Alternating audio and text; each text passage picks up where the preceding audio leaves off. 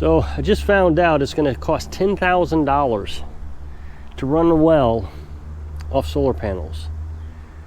So let me give you some backstory to this. Obviously, you know that I've already hooked up the well to the solar panels just a couple months ago. So originally I was running it off the generator. So I had this dual fuel propane gasoline 2500 watt generator that I was running a 110 volt pump. Now the 110 volt pump you can buy off Amazon. They have different sizes. I don't sell things, so there's no reason to ask me. Just go, or I guess go on Amazon and search it. 110 volt well pump. I think it can go, I don't know, 250, 250 feet maybe. I don't remember exactly. But it's not like a super deep well pump. Now prior to that, I ran it off a 2000 watt inverter generator before it started acting up. It was pretty old when we started doing it. But I always wanted to have this backup plan that I could run my well off my solar panels. Well, before I used to have the solar panels pretty inefficiently. I only had one charge controller, and I had a modified sine wave inverter. Now I have a true sine wave inverter. It's right here. This one's 2000 watts, this one's 1000 watts. In order to run the well pump, I got to use this one. I didn't know what this switch here was for. It's a remote control. You plug it into this thing, but if you turn this on, it turns that on. It's a little remote control switch. It's got a huge cord, I guess, so you can put it in your car. I decided to hook that up. That way I didn't have to keep using the rocker switch. I figured if I kept using the rocker switch, eventually it would wear out. But I only use the 2000 watt inverter just for the big items. It uses 2 amps of electricity every hour. So in 24 hours, that would be basically one battery that it would use. So I use the 1000 watt for everything else. So they're both hooked up to the battery bank, and I can just turn it on anytime I need. It's supposed to get up really hot today, I think 104 degrees. I'm running this fan also on that inverter because it keeps shutting off on overheat. You can hear the fan running. Now, like I said, I used to have, well, I still have it, a modified sine wave inverter, but I prefer to have this true sine wave because it's cleaner electricity. It runs at 60 cycles, 60 hertz, whereas that other one, it fluctuates all over the place. The system's working.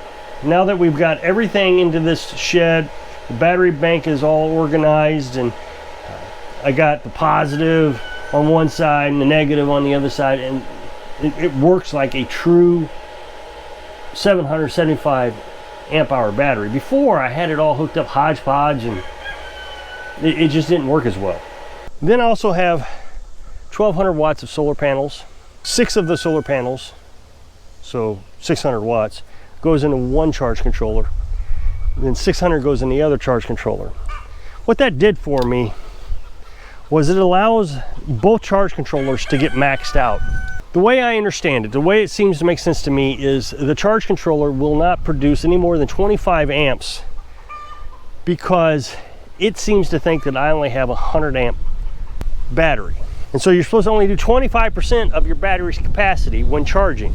So 100 amp battery means 25 amps charge.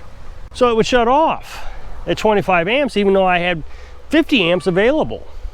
So when I got a second charge controller, hooked 6 solar panels to one, 6 solar panels to the other, now I can get 25 amps in one charge controller, 25 amps in the other charge controller. So combined, that's 50 amps, which is, well, today I was almost at 60 amps. When it was sunnier earlier, I ran the well pump and I got like 58 amps. So that's pretty amazing considering the inefficiencies of this like cracked one here. I got a cracked one, I got some micro cracks. So I'm right at where I need to be. I have this smaller generator, it's 1500 watts, and it won't run anything except the battery chargers. It's just not powerful enough. But I'm telling you, it just sips gas, so it's well worth having to charge the batteries on cloudy days. But on a cloudy day, let's assume for a minute that I wanted to fill my IBC tank with my well on a cloudy day. Well, instead of pulling out that dual fuel, what I can do is I can hook up my 2 battery chargers to this. They're just car battery chargers. You can buy them at Walmart, and they are 2 amps, 10 amps, or 25 amps. You can select what amperage you want. Well, generator cannot power both charge controllers at 25 amps. So when I want to run the well, I just turn it on like I just showed you. I use that inverter in there, turn on the well pump, and I run this. I turn on the battery charger at 35 amps. Now, that is not enough power to power the well pump. A well pump's probably 60 amps coming into the inverter. That means it's pulling some from the batteries. That's okay. I just can run this a little bit longer, charge the batteries while I'm doing it. And it just seems to be an easier way of doing it than having to pull out that big generator, disconnect everything, you know, all the plugs that I got to pull. It's just easier to do it this way. What I do is each day I fill my IBC tank. Now I have to do that. I have to use an IBC tank because let's say I want to fill my Berkey or take a shower or whatever at 8 o'clock at night when there's no sun, it's dark. Well, there's no solar panels at that point. I have no electricity being made. I take the water from the IBC tank, which I just showed you in a video not too long ago, and I have a 6 amp, I think it's 5 amp, RV pump. Well, that's a lot less than the 60 amps the well pump takes to pull that water 100 feet out of the ground. So I fill the tank during the day when there's sun, and at night when I want water, I use this little RV pump, 3 gallons a minute, 30 PSI. It's not super fast. It's not 15 gallons a minute like that thing, but it's enough to turn on the on-demand water heater, and I can use as much water I want at night. Well, 275 gallons of water, and we never use that much. But the key to my system was making sure I had a 110 volt pump. It was very important. Now, you can have above ground pumps. As a matter of fact, when we looked at the pictures of this place when we were going to buy it, they actually had a pump here. They took it away before we came to look at it. But that was the old style pumps, and you can still buy those at Home Depot. They pump like, I don't know, 5 gallons a minute. I mean, it's very slow in comparison to this 15 gallon. So it actually sits up here at the top, takes a suction and pulls that water out of there. Again, the well has to be pretty shallow to do that. We could have done it. My concern is that in the wintertime, it would freeze, so I wouldn't be able to use it. Whereas with this, I have this black pipe that runs all the way down to the well pump. The well pump actually attaches this black pipe at the other end. About 75 feet down, I've drilled a small hole, I don't know, maybe a little bit smaller than my pinky. Of course, when you turn it on, water is shooting out of there. But when you shut it off, all that water drains down out of that little hole back into the well, keeps this from freezing. I said in a previous video that we had a chance to buy another piece of property, had a creek in it and a well. And I'd already convinced myself when we were going to get that property that I would not have used the well, I just used the creek. So it was good that we found this property because it forced me to figure out how to make this well work.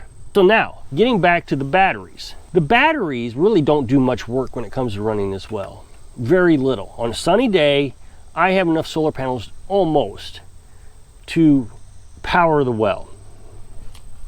Only thing the batteries do is help the charge controller. It's difficult to explain, but the charge controller cannot move very fast. It's kind of a slow operating thing. So it's charging the batteries. Your batteries are fully charged, 14.4 volts. It's not putting any amps in the battery. You turn on the well pump. Well, the first few minutes, it discharges from the batteries. Because if you all of a sudden shut off the well pump and the batteries were at 14.4 volts, you would overcharge it when you shut it off.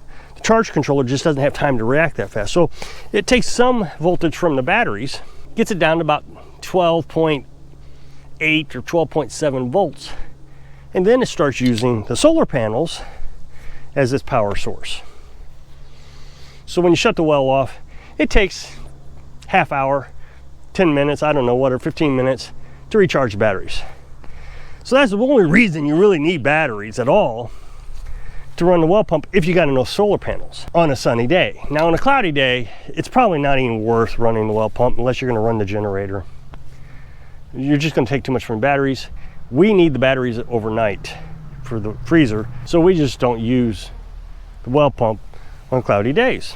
Or at least I'm trying to work through that system. Now, a lot of people want me to use lithium ion batteries. I get emails about this all the time because I use lead acid. I'm a big fan of lead acid. And no matter how much I preach about this, somebody will email me like they're going to convince me to change my mind. I'm not going to change my mind. I will live with lead acid batteries the rest of my life. Oh, but you're going to love them so much more. And I kind of understand what they're saying. But I'm not going to love them a whole bunch more. Here's why. There's two reasons. And all kinds of wrap around in one reason, but there's two reasons. One, they're very flammable. If they catch on fire, everything I read and a lot of my commenters tell me that you can't put them out. Fire departments hate these electric cars, apparently. I actually read one article where they put foam on it or powder or something on it to get the flames down on that car. Well, when the tow truck guy came to pick up the car, it caught back on fire. The fire was still there. It just smothered it until the foam or the dust or whatever they used fell off of it. And it's kind of like self-igniting, like magnesium. And the second problem is they freeze. You cannot charge the batteries below 32 degrees. I can't use them outside in the shed, or I'd have to heat the shed, and there's no way I'm going to heat that shed. It just would not be worth it. I was told I have to heat it to 50 degrees. You're going to love it, but you got to heat it to 50 degrees. Well, no. If I got to heat it to 50 degrees, I'm absolutely not going to love it. Whereas I still charge the lead acid batteries in cold weather. If you live in Arizona and it doesn't get below 32 degrees, have all the fun you want. But in Missouri, I really think that's what it is the people are emailing me, live in Arizona, and they don't realize what winter is really like. Winter is tough on everything you own. Everything, including your body. So the only way to keep the batteries warm is to bring them into the house. And I already said I'm not going to bring them in the house because of the risk of fire. So that brings me to the last subject. I get a lot of emails asking me how to hook up 220 volt well pumps to the solar panel system. Well, I'm going to be honest, until today, I didn't have an answer for that. I've said in previous videos, the reason I wasn't even going to mess with that well on that other property if we'd have bought it is because I thought you had to have 220. And I had no way to run it. My generator was 110. My inverter was 110. Everything I owned was 110. So I had no idea how to run a 220. Now, I suppose if I was an electrician, I probably could have gotten a breaker box and I could have wired my inverter into a breaker box and wired it just like a house. But that was way beyond anything I really understand. I didn't want to get into all that. So it was just easier for me to find a 110 well pump. But yesterday somebody said that they asked someone to come install solar panels into their well pump. They don't want a DC and it's 220.